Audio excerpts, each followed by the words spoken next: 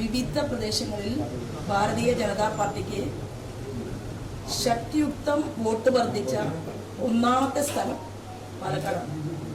പാലക്കാടിൽ ഭാരതീയ ജനതാ പാർട്ടിയുടെ വോട്ട് വിഹിതം 5% വർദ്ധിച്ചിരിക്കുകയാണ്. ഏതാണ്ട് 10,000-ലധികം വരുന്ന വോട്ടുകൾ കൂടുതൽ നൽകാൻ ഇവിടുത്തെ സഹോദരി സഹോദരന്മാർ അനുഗ്രഹിച്ചു എന്നുള്ളത്. UDFന്റെ 42% തന്നെ UDFന്റെ വോട്ട് വീതം നിൽക്കുന്നു. പാലക്കാട് എങ്ങനെയാണ് ശോഭാ സുരേന്ദ്രൻ തോറ്റത്?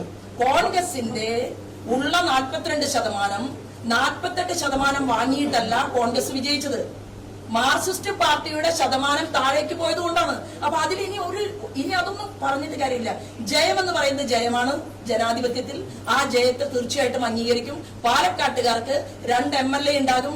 ഒരാൾ നിയമസഭയ്ക്ക് അകത്തായിരിക്കും, ഒരാൾ പാലക്കാടിലെ ജനങ്ങൾക്കിടയിലായിരിക്കും. ഞാനൊരു നിഴൽ MLA ആയിരിക്കും. പക്ഷെ 15 വർഷക്കാലം ഇവിടെ UDFന്റെ MLA മാർ കയ്യിലിട്ട് അമ്മാനമാടിയിട്ടുള്ള ഒരു നിയോജകമണ്ഡലമാണ് പാലക്കാട് നിയോജകമണ്ഡലം. ആ നിയോജകമണ്ഡലത്തിൽ പെട്ടെന്ന് അവർക്ക് ചിലപ്പോൾ ശോഭയെ വിജയിപ്പിക്കാൻ സാധിച്ചിട്ടുണ്ടാകില്ല. അതൊന്നും ഒരു പ്രശ്നമായിട്ട് ഞാൻ കാണുന്നില്ല.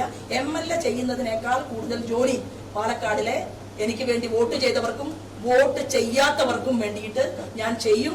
ഞാൻ ഈ കേരളത്തിൽ ഇരുന്നു കൊണ്ട് തന്നെ ഞങ്ങളുടെ 3 MLA-മാർക്ക് ചെയ്യാൻ സാധിക്കുന്ന, പാലക്കാടിന് വേണ്ടി ചോദിക്കാൻ സാധിക്കുന്ന ചോദ്യങ്ങൾ അവർ ചോദിക്കും. പുറത്ത് പാലക്കാടിന് കാവലായിട്ട് നിങ്ങളുടെ സഹോദരിയായിട്ടുള്ള ഞാൻ അല്ലെ, ഞാൻ സെക്രട്ടറിയാണ്. അപ്പോൾ സംസ്ഥാന പ്രസിഡന്റ് നിയമസഭയിൽ അടുത്തുകൂടി ജോലി ചെയ്യുന്നു എന്നുള്ളത് കൊണ്ട്, അദ്ദേഹത്തിന്റെ തൊട്ടു താഴെയുള്ള ഒരു ചുമതലയിലാണ് എന്നുള്ളത് കൊണ്ട് കാസർഗോഡ് മുതൽ തിരുവനന്തപുരം വരെ നമ്മളുടെ പഴയ ജോലികളും ഒക്കെയായിട്ട് നമ്മൾ മുന്നോട്ട് സർക്കാർ അത് കേരളത്തിൽ ഞങ്ങൾക്ക് ഉണ്ടാക്കണം. അത് ഉണ്ടാക്കാൻ ആവശ്യമായിട്ടുള്ള എല്ലാ സംവിധാനങ്ങളും അഖിലേന്ത്യാ തലത്തിൽ നിന്ന് വരുന്നുണ്ട്. രാജ്യത്തിന്റെ പ്രധാനമന്ത്രി തെരഞ്ഞെടുപ്പിൽ എന്നെ കുറിച്ച് സംസാരിച്ചു, തെരഞ്ഞെടുപ്പിന് ശേഷവും എന്നോട് സംസാരിച്ചു എന്ന് പറഞ്ഞാൽ ഇതിനേക്കാൾ വലിയൊരു സർട്ടിഫിക്കറ്റ് നിങ്ങളുടെ ശോഭയ്ക്ക് ഇനി എന്താ കിട്ടാനുള്ളത്? അപ്പൊ ഞാൻ വളരെ ഹാപ്പിയാണ്. എന്തായാലും റാങ്ക് കിട്ടിയ കുട്ടിയാണ് ഞാനെന്ന് അഖിലേന്ത്യാ ലീഡർഷിപ്പിന് മനസ്സിലായിട്ടുണ്ട്. അതുകൊണ്ട് വളരെ സന്തോഷം.